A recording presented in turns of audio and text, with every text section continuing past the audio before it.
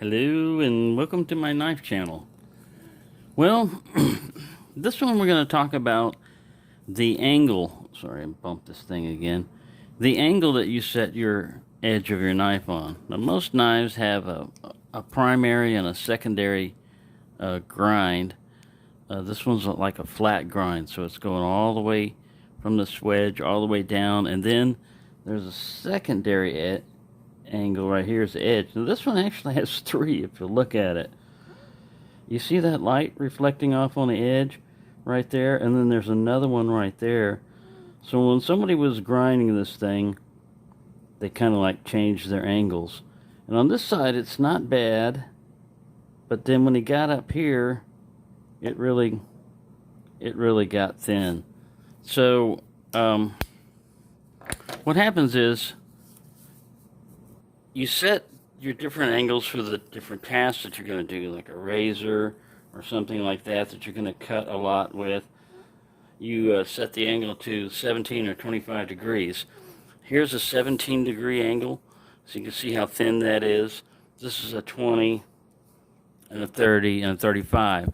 So the advantage of this one right here is when it's cutting, there's not much meat. You know, it's not meeting much resistance because it's not having to push out. This is more like a wedge shape, kind of like as if the difference between you put the edge of your hand into some water, or if you went like this. Now the advantage to the bigger angle is it's going to be able to hold that edge for a while. When a blade fails, if you're looking at the edge of the blade, you'll have some metal up here, and the edge will start to roll over. I don't know if I can do a rollover drawing, but anyways, it'll roll over, and instead of being sharp, it'll be rounded, kind of like this. Now it can still, cleave things, but as far as like cutting, it's going to have a rougher time. To get that point, sharper and everything, you want it to come down finer.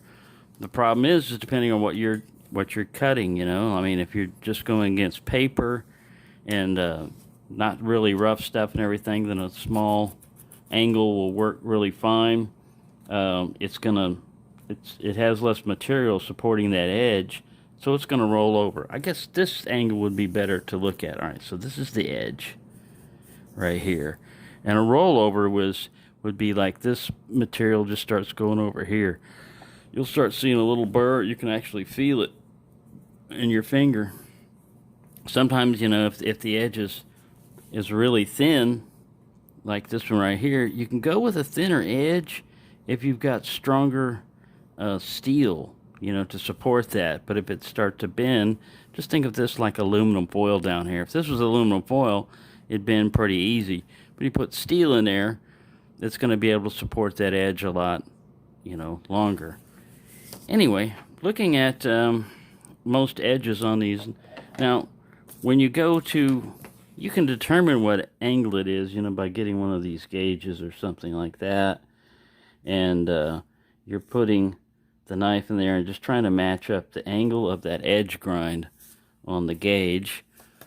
When you're going to go to sharpen, this only gives you two choices, 20 and 25 degrees. So this one here, they say, they usually recommend 25 to 30 for hunting knives, survival knives, sports knives, bigger type of knives and stuff where you're going to do a combination of cutting light stuff and then heavier stuff like wood or running into bone or something like that. And then for an axe or a machete, well, you're generally going to be chopping heavier stuff, So you don't want to really find like razor edge on there because it's just going to roll over and chip and break. So that's basically about the angles and the way you can get it to. I usually go with a 20-degree angle, which is kind of thin for like survival and all that other stuff. But most of the stuff that I'm sharpening up are pocket knives. They're not really like hunting knives and stuff like that. And even then, a 20-degree angle will still work perfectly fine. You could get another angle and put it in here and set one up for 30 degrees if you wanted to use this for, like your axe or something like that, but it's a coarser edge. Usually you can just put a stone on that and sharpen that sucker up. You don't have to get real fine and mirror edged with an axe. Now with the Lansky system, as far as like this one here, they give you a limited choice basically of 17, 20, 25, and 30. Those work perfectly fine for most of my stuff. I have put 17-degree edge on a Spyderco Delica in ZDP 189 steel, and it's a thin edge, but it holds that edge, and it's wickedly sharp. Anyways, we're not going to sharpen any of the stuff up any right now. I just wanted to show you the different angles, what they're basically used for and everything. And it's just a matter of maintaining when you're going to go to sharpen. You just set your blade up to the angle. Like if this one right here, if I were going to try to sharpen it without any edge guides or anything like that, I would set the blade up on the stone until I felt the bevel and just start going with it. In sharpening, you're pushing in towards the metal and stuff. I mean, towards you're cutting towards the edge, and when you're stropping, you're going away from it. But you could actually strop 440A on a piece of paper like this and get it pretty damn sharp. Just go like that. Anyway, I'm not getting into all the different blade steels or anything like that. Just wanted to cover, oops, sorry, bounce that again, the basic angles and everything. And I generally choose 20 degrees for most of my work.